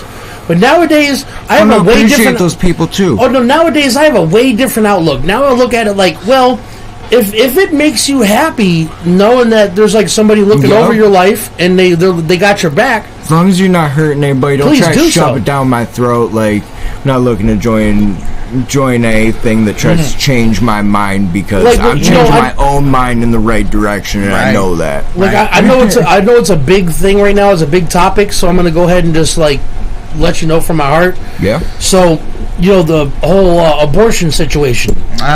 So because I'm American and because I'm a man, I believe in pro-choice. I believe it's up to you. It's your body. I have nothing to do with it. And if I did, I would like to say so. But in the end, it's your body. You know what I'm saying? Can I give my opinion? But hold up, though. Okay. How I really feel, though, is that unless it's a rape baby or an incest baby, just because you don't want it doesn't mean somebody else doesn't. If you can somehow manage to bring it to full term and have the baby, you don't have to deal with the baby. There's somebody out there right now that can't have babies because they had uterus cancer or some shit like that. They're sterile. They'll happily take that baby but those people and treat aren't them taking babies at the rate we need them to. No, for sure. But what I'm saying is, like, I would hope that they didn't make that decision. Yeah. But I don't know what it's like to be 16 and pregnant. Now, can I voice my opinion? Go ahead, be my guest. I believe that because I'm not a woman and I don't know what women go through on a daily basis. I know plenty of women have explained it to me. I don't have the right to have a fucking opinion because I don't have that. My body makeup isn't that. I don't have the right to have a fucking opinion. But my opinion is they should have the right to do whatever brings the most ease and comfort to them at the time. Now, will they regret it? Will they think about it continuously? Like, you don't know what they go through after they get an abortion. Some completely regret it and end up committing suicide because they feel like they made the completely wrong decision. Facts. So we can never really know what it's like. Some people do not show emotion at all, or in ways that we think are acceptable for showing emotion. Well, you know what? While we're on the subject of emotions, in people, I really don't think in the it's opposite anyone's sex, decision besides that individual, and nobody should be creating a law around this. But while we're on the subject of emotions and the other sex not understanding something. Here's another thing that like is the opposite spectrum, is that the women that judge men for not looking or acting like they feel things. But here's the problem: as a man, it's almost beaten that way. It's almost looked down upon for a man to show his feelings. To be like, I'm sad. I don't, definitely, or I'm depressed, or I'm glad we're talking about this. This because is a major issue. Yeah, just because a man like wants to express his emotions is not a sign of weakness. No, not at all. In fact, in my opinion, it's a sign of strength. Yeah, the fact that you have the courage enough to I've seen grown men cry, and I've had more respect for them now. And sometimes they're not expressing their emotions, needing you to change. They're expressing their emotions because they feel comfortable enough to let it out with you, and if you're not able to hear them, then you gotta tell them that. Yeah, because they're not looking for a change. They just need someone to get that shit out. Right, and they can't get it out themselves alone. Like I can get it out alone. Like I'm cool with that. Talking to my wall is a lot easier to talk to than your accepting friend. Because with your friends, as males, we kind of like got to play the alpha male kind of game. They know when to just listen, and they know when to tell you, "Hey, dude, you're fucking up. Shut the fuck up." I'm a natural born leader, but not by choice. I'm reluctantly the leader. You know what I'm saying? Like, did I ever choose to be the fucking leader? No, I didn't. No, it's just like everyone in the group self-appointed him as a leader. Yeah, but it's just I have the qualities that it takes to lead, just because I know what it's like. I know what it's like to Just organize because you've never done it things like doesn't that. mean you can't do it. Oh no, the problem is I've always done it, but I've never wanted to. Gotcha. You know what I'm saying? Like I've always been like, You just not gotta always, find but that motivation. But 75% of the time when I'm a part of a project, project, people like appoint me as the leader, and I'm like, okay, all right. I found like I lead a lot of things now. I motivate a lot of people, and like really, You do. You Well, just now, gotta for sure. realize, being a leader, you're gonna make mistakes, and it is more encouraging to whoever's following you that you show that you made a mistake and that how you learn from it. That's why I fuck with Joe Rogan so hard. When he makes a Like- mistake, like when he says something on his podcast, and You own up for it. it turns out to be wrong, he'll make a fucking instant Instagram post and be like, "Hey, I fucked up. Listen, I said this, and that." And then later on, me and Jamie did a little bit more research. It turns out I'm completely wrong, and I'm sorry about that. I actually feel this way now. And like I respect the fuck out of that. That's what a real leader does. You know what I'm saying? Like the opposite is what Biden does. No, I'm not even trying to be a joke, or I'm not even trying to like down Biden really, but just the fact that here's what he does. When he fucks up, he looks for somebody else to blame. You know what I'm saying? He's like, oh, gas price, oh, fucking Trump. You know, like when he was in office, he fucked me from the get-go. Yeah, or the this border isn't- crisis. This isn't talking shit about it. This Yeah, no, it's just how he talking acts. Truth. Yeah, no. It is what it is. Yeah, like with the Afghanistan thing, he's like, oh, everybody wants to get out, so get out. Wait, no, hold on, there's a better way to do it. Can we like figure out a better way than just Let's just stably leave instead of just uprooting everything. yeah, just right and now, just get out. boom. Yeah, don't worry about anything. Leave Like, them, we billions of fucked. dollars worth of military equipment, and leave by the way, one of the most fucked up things is because like half my Not family is fix served in the anything, military. nothing. But the thing that really fucks with me is the people that live there that are members or citizens of that country that decided to help the Americans because they didn't like the Taliban or they didn't like this and that, and they're like, look, we'll help you, but to help us. Yeah. And then we leave them people behind, and then we give them a list of the people that helped us. Like, what? Why would you do that? What the fuck are you doing? Protect the people that helped us help them. Yeah. We shouldn't be like, Don't oh just yeah, here's a leave list of them the... stranded. No, they need to be like right next to the lady that fucking is They American. took care of us. Why don't we take care of them? Come on. But What goes around comes around. as soon as that event happened, though, he started pointing fingers at all these other people. But like, it's like, no, hold on, you made the decision. And like, I would have respected him if he was like, look, I fucked up. I undervalued the situation. I made a rash decision. No, he did not do that. He instantly started pointing at this general and that person that said this thing.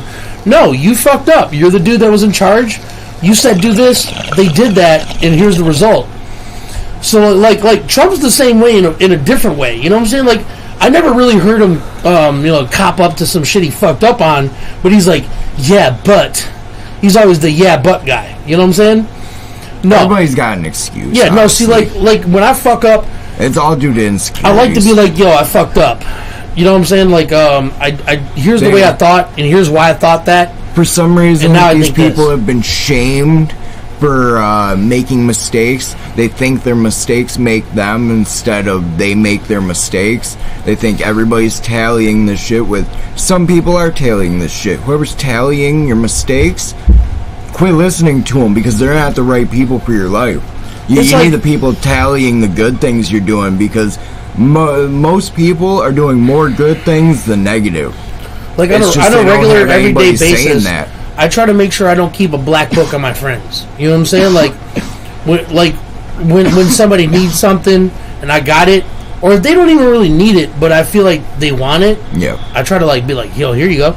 But yeah, if you're forcing me to start a black book with Yeah, your like, name oh, hey, on it, remember you I fucking... gotta cut you. Yeah, you sent me I sent you $40 that one time. I need $20 right now, and it's like, Okay. yeah, or I don't know. You know what I'm saying? Like people that actually think about what the numbers are, because I'm willing to do whatever. You know what I'm saying? And sometimes when I don't have the maybe the financial means, I'm willing to do things that are priceless for you. You know what I'm saying? Yeah. Whatever like remember when Nyte lost his house? Oh yeah. We raised him enough money to stay in a hotel for a week. You know what I'm saying? Yep. I wasn't like trying. All I was doing was what I felt like was necessary to do. You know what I'm saying? So the results are basically left upon the people that have the warmness in their heart to help somebody like that. You know what I'm saying? I wasn't like keeping any money for myself or anything like that. I said every cent. Do what you can. You know what I'm saying? But at the same time, I know if something happened to me, Nyte would have did the same shit. Like, if other people can't see your effort, shame on them. Yeah, shame on them. If you put the effort in, that's all that matters. It really, at the end of the day, effort is all that matters. Yeah, there's gotta be balance there somewhere. Facts, in like just the way the circle fluctuates. Be, like, genuine for, like, out of the, not looking for anything in return. Well, like, as long as you approach it like that. So many like, people look for shit in return. Like, giving compliments to look for thank yous. The only time I do something and I expect something in return is when it's like a new business deal. And I'm like, look, you said you wanted 4 beats, right? All right, well, here's my price. $25 exclusives, 3 for $50, 10 for $100. How about this? You said you wanted 4. I'm going to charge you the 3 for $50, and I'm going to give you that extra beat because this is our first time doing business. Now, I'm not doing that thinking in the future they better send me an extra $25. Mm-hmm. I'm thinking like, well, now that the business is made, you know what I'm saying? If ever in the future you can do anything extra and you do that, I'm going to appreciate the fuck out of that. Exactly. But you know that I'm setting my price at this. So if I'm charging 50 and you're like, yo, here's an extra $10, I appreciate it. You came through right when I needed it. I wasn't looking for that, but if you send that, I'm a happy bitch. My dick gets hard. You know what I'm saying? I'm like, thank you. That's an extra pack of cigarettes for the week. Well, nowadays, back in the day, that was 2 packs of cigarettes.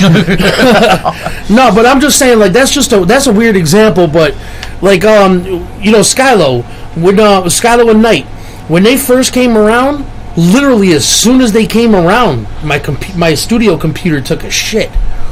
Well, less than 24 hours later, I had a new computer.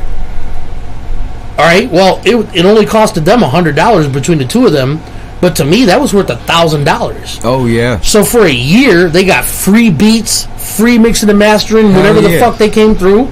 And now that we're just on that route, and they're my friends, but friends still pay friends. Like, oh, yeah. No, just because you're friends doesn't mean you don't support your friends. I support my friend's business. Yeah. You know what I'm saying? You support your friend's business. Like, if we had a person that had a reasonable price on music videos, I would be dumping money on them. Oh, facts. Like Mo Vitale, I haven't really went through his services yet, but he's got a reasonable price, and I'm hoping that it stays the same, because once the time comes, and I really want to start doing videos, or anybody in the squad does, and he keeps that kind of rapport with us, you know what I'm saying? I'm just going to feed him business, and I'm going to tell them the opposite. I'm be like, no, it's $600. You know what I'm saying? Right. Best videos in the land. Definitely. You know what I'm saying? But you always want to support your peoples. You know what I'm saying? Like, I'm trying to talk this man into making the book now. Fucking, I support my homie. He's in Commerce Township. Well, hold on. We already shouted out Moldy. Oh, I'm sorry. Okay. Moldy Creations. Moldy Creations. I was just gonna bring him up because like, we don't know him. You probably don't even know him that well, but you know that he makes good work and he charged you a good price, so you want to plug him. Well, guess what? This is the place to do it. You know what I'm saying? Everybody that listens to this bitch smokes weed and they want to fucking bong this dope. Now this is my homie that blows glass. But that's one thing. Like, he's always like trying to give me the homie price, and I'm like, no, bro. Like, charge me what you want to charge. Charge me what you would charge anybody else, because I want to support your fucking business, man. So now with me, like, the people that do, because I got a couple of people I consider good friends, like Mad Butcher. Mad Butcher last year spent $1,200 with me on beats. So much money that he hasn't spent $1 with me this year. But I still send them free shit every now and then. That's awesome. You know what I'm saying? I'll be making a beat, and it'll be like super his genre, super dark, and I'll be like, I'm not even. I'll bring it up sometimes and be like, "That's Mad Butcher right there." Right, called it. Yeah, right then and there, we're sending Mad Butcher a free beat. You know what I'm saying? Why? Because he supported. Like, literally every week, I went to the mailbox to a Christmas card, and inside of it was $100 bill. You know what I'm saying? Every week he bought 10 beats. Now he has 3,000 beats. You know what I'm saying? Damn. And now he's just sitting on the fucking archive of Dirty B beats. Oh yeah. Oh, he's stocked up for the winter. So I'm stocked obviously, up for years. just by attachment, I treat his crew, KDT, like you treat the crew of somebody you respect. You know what I'm saying? Like when they come through, it may be $10 off, or I might throw in an extra something with every dollar they spend, with everything they do. Maybe I'll match them. Maybe I'll be like, oh, you buying 3 beats? I'm gonna give you 6. You know what I'm saying? Whatever the Hell yeah. Because it's my shit and it's my time. You know what I'm saying? Real recognize real. And, whether it's samples or you. it's me breaking my fucking neck and slamming my head against the keyboard trying to come up with a good chord progression for an hour, it doesn't matter. Each beat that I fucking make and make it my own, it's time that I spent on it. So it's up to me what it's worth. And here's the way I look at it. If I'm selling one exclusive instrumental, how many people do you know that can make $25 an hour? Nobody. I don't know anybody that makes $25 an hour. But it takes me less than an hour to make a good beat. So to me, I'm being overpaid already. And most people charge 20 times that for a beat. You know what I'm saying? A lot of people for not even exclusive rights, for unlimited license. Not even that. Sometimes it's like basic. Yeah, basic license, they'll charge you $200. And then, like exclusives, they'll charge like over Like $1,000. Shadowville, their exclusive instrumentals are usually $9.99, $1,000. You know what I'm saying? And then they have beats that are unlimited license or whatever that are the same price. You know what I'm saying? But the way I look at it is like, all right, a long time ago, back when I was a kid, me and my friend Nikki that I went to school with, we used to shovel snow together, right? And we'd start on one side of the block, or she'd start on that side, I'd be on this side. She would charge 20, I would charge 5. Who do you think made more money at the end? You. I did. She would get told no at pretty much every door until she gets to somebody that's lazy, desperate, and has 20 bucks. Me, I'm like, I'm going to do your whole shit for $5 and it's going to look like $20 worth of work. They'll come out and they'll be like, what the fuck? You got called back every week. Yeah, they're like, damn, you even did my driveway? I'm like, well, it was a short driveway. I get $17. You know what I'm saying? And a fucking cookie and a cocoa. Exactly. Because you were expecting less. Well, not expecting less. Well, yeah, you weren't even expecting I was just charging. anything. I'm like, look. You were just doing the right thing. I had a good method, which was really easy for, like when it comes to the sidewalk, I would push one steady line, and then I would turn, and I would go scoop, scoop, scoop, scoop, scoop, scoop, scoop, scoop. You had a method. I had a good effortless. method. It wasn't necessarily effortless, but it was like working smart, not hard. Yeah. So in the end, I felt like this is a good price for what I do. Well, almost the appreciation factor every time got me more money. Yep. So when it came to the end of the block, she got 2 yeses and $40.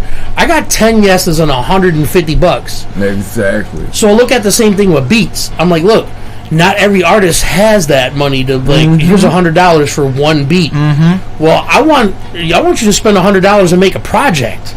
You know what I'm saying? Yep. So that 10 beats for 100, if you can, and plus, here's another thing that works out in my favor.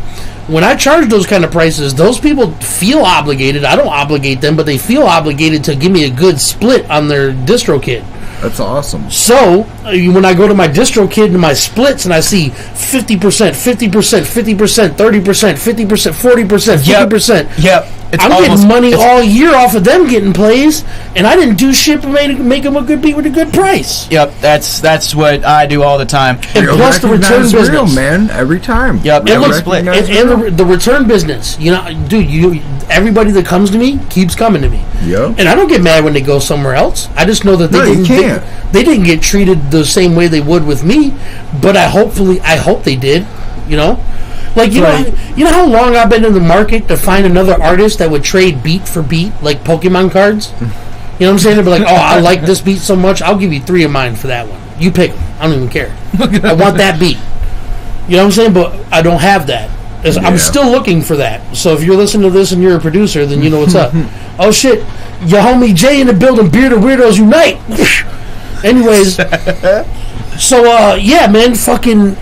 the world is such an intricate place, and there's so many like moves to be made, and so many people afraid to make those moves that it just leaves more opportunities for people like us. Yeah. That's because almost everybody's reacting to, like, most people, not everybody. I'm gonna edit that. Most people react to external triggers. They're reacting instead of acting most of the time. Instead of, like, they're looking to outside sources to motivate them, instead of looking within themselves to be motivated. Yeah, right. To be motivated. Because, like, if you want to do something, right, and you mention, like, oh, I want to learn how to produce beats at an expert level in 6 months, for example. Well, then that's an expectation. You have to set that. Well, you can set. I actually, on a regular basis, set unrealistic goals for myself. I don't say them out loud to other people, but I set unrealistic goals for myself all the time. On a regular basis, I'll be like, I want to fucking make a guitar sound like fucking Chris Lord. You know what I'm saying? That motherfucker's been doing it for 50 years. You know what I'm saying? I want to do it like Chris Lord. I want somebody to be like, did Chris Lord do this? Nope, Dirty B did. With like a 10% of the fucking time it took Chris Lord to do it. Is that going to happen? Maybe not, but I might get so good in the process of trying to match a legend that I'm going to have a prestigious quality. Right. It may not be exactly Chris Lord's status, but I'm going to be so happy with it that when I listen to it in the future, I'll be surprised I did it. And that hard work pays off, right? It fucking does. And it starts with the motivation within yourself to actually push yourself to go that hard. And most people... the more things you do, the more things you will do. Yeah. Like, I have a feeling that once the U87 comes in here, I'm going to make better music. Because I'm going to be speaking into a microphone that legends, that my favorite rappers and singers and fucking in bands have used since 1960 and since before that even. You know what I'm saying? Like, 1965 was the first U87. And nowadays, they try to switch it up. There's Telefunkins, there's the Sony, there's a couple options out there. The Shure SM7B. A lot of people use a lot of microphones, but the fact that I can go back and listen to a Tupac song, or listen to a Big L song, or listen to a fucking 9 Inch Nails song and be like, that was done on a U87. And I'm going to be looking at a fucking U87. It's going to inspire me to not do anything under dopeness.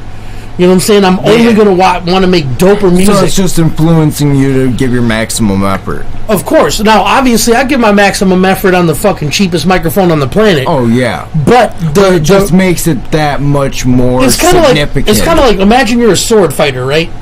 And imagine you're used to using the dollar store easy to break swords, but you still are a good warrior. You still killed 100 men. But Hattori Hanzo makes you a fucking sword now. And it costs you way more than you can, maybe half your soul. And now you have an Hattori Hanzo. The next time you cut through your opponent, you're going to appreciate it more. You're going to be like, look at the smooth fucking glide through their gelatinous torso. You know what I'm saying? It took no effort to dice them in half. When before, I had to put a lot of pressure on it. That's what I'm saying with mixing. Because, Tragic, he said, look, it's going to be kind of deceiving because when you get it, it's going to sound so clean without anything on it that you're going to maybe do less. But you actually probably have to go out of your way a little more because some people start out with nothing. Some people start out with medium shit. And other people start out with the best shit. And then some people have to lose it. Other people have to gain it. Back in the day, we saved up and we got that one. The Spark. And then when we found out that 1400 area, in the mids, was so garbage, we're like, fucking waste of money. Well, we dusted this off, got this replaced. That is a professional ass microphone. That microphone right there is a godlike microphone. It's a workhorse. But we've always wanted to get into a more prestigious level. So we decided we're going to save up and we're going to get 2 of these TLM 102s. And when we finally graced this microphone for our first time, me and Jay, and realized the leagues of difference between that microphone and this one, we're like, fuck. It made us make better music. Oh yeah, you can hear it in your voice. Yeah, like we tried harder. We did different things that we didn't do before because we didn't have the capabilities. Like Jay's got a super bassy voice. This microphone is the best out of all of these at capturing the bass register in a voice. Oh yeah. But the TLM 103 is better. But the U87 is even better than that. So when that happens, maybe it might encourage Jay to do maybe more bassy shit. Like maybe he might master a part of his layers. You know what I'm saying? Where he has that steady bass note to match up with his mids. And that's where money can either like lock you up or set you free. It's just you gotta do what you love, and you gotta invest in you. Yeah. And not all the time is it gonna be convenient. It's not like it took me 8 months to get enough for me and Jay to both get one of these mics. With the U87, I'm paying Jay $40 a month for the next year and a half, no matter what. Yeah. And obviously, I get paid every week. I can do it, but that's $38 that I'm not going to have. Now, is that a problem? No, because obviously what I want is more important than my want, or like the monetary value of it. Yeah. You know what I'm saying? Because, dude, to be honest with you, if you gotta go without a pack of cigarettes, you're gonna go without a pack of cigarettes for that fucking mic. Right, because it's something I've been drooling over for many years, and just to have it in my presence is gonna make me feel like a god. You know what I'm saying? Definitely. And it's gonna also encourage me to do other things, and also it's gonna stop me from, because I've already made my decision that if you ain't part of the inner circle, my prices are doubling if you come here to record. If you want to record in a U87, it's going to be $50 a track, no matter what.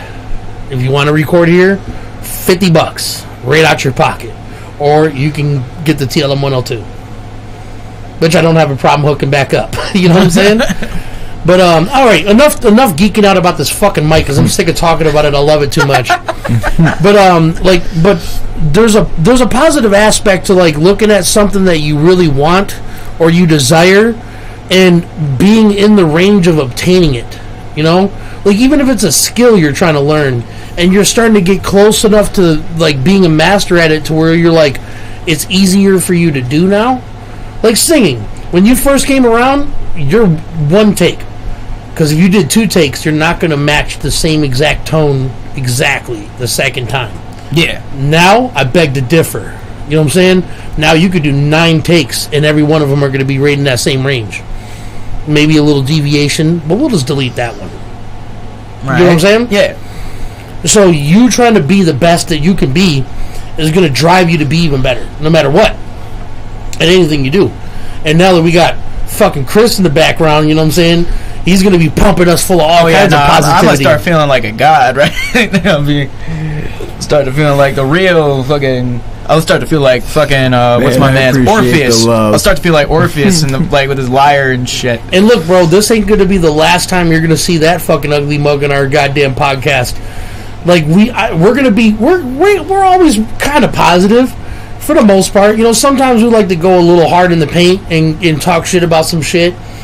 But in order to reset the balance, at least once a month, we're going to have Khris on. So anyways... I think it'll be coming more than that. Oh, it'll be more than that, but I'm saying at least, bare minimum. Oh, yeah, at least. And plus, you're welcome anytime to come here. If you're ever in the fucking area for any reason, you're welcome to just stop through. We'll do a podcast at 2 o'clock in the afternoon. Fuck yeah, man. But, so, how long have we been in this bitch? Oh, shit, 2 hours. All right, we're probably breaking records here. Yep, that's undersell, over-deliver. So, it has been a fucking... we never did that hot sauce, though. Oh, dude. Oh, my God. I'm not doing it. I'll do it. All right. I love this shit. All right, so these 2 fucking fuckheads are about to die. Skyylo, no. You can't say you can't say that. Not him. His tongue is autistic. All right, so, only the tip of the finger... Or, by the way, this is... If you ever watched Hot Ones, this is the one everybody quits on.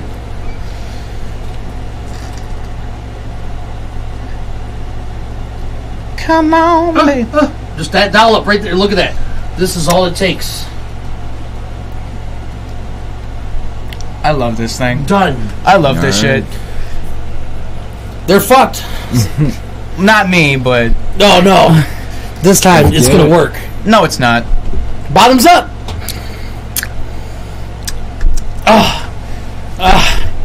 Dude, last night Diligent talked me into doing it again. I was so mad at Diligent. That was a mistake. Yeah, I was so mad at Diligent for like a half an hour. I'm like, fuck you, Diligent. Oh yeah, I love that.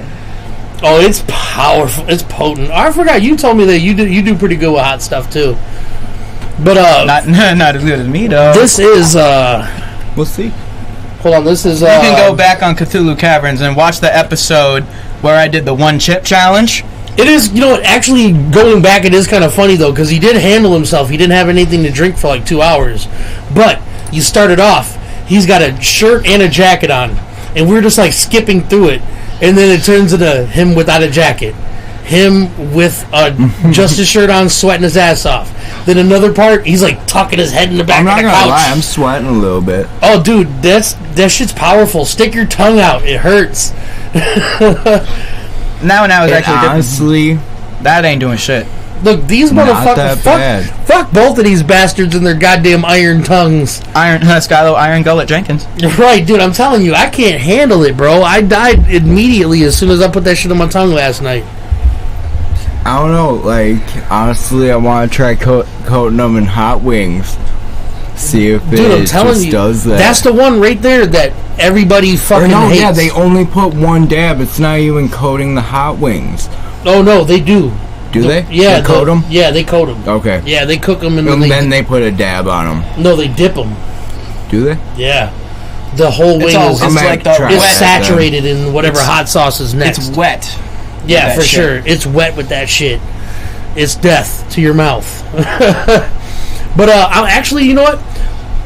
I'm gonna not end this just yet. I'm gonna give y'all another exclusive. We've been super positive, so I don't want to play anything negative. No, get those emotions out. That's part of positivity, is letting Alright, go of shit. If that's the case, then I'm gonna play the complete opposite of our whole vibes tonight. Today, It's alright. this is downfall. Let go of your pain, and that's what you were doing in your music, man. You were letting go of your pain. Facts. This Help one, people let go. this is the only one on this entire album that I was influenced by alcohol when I wrote. But I was kind of like just trying to dive into the darkest part of me. But this is Downfall. Check it out.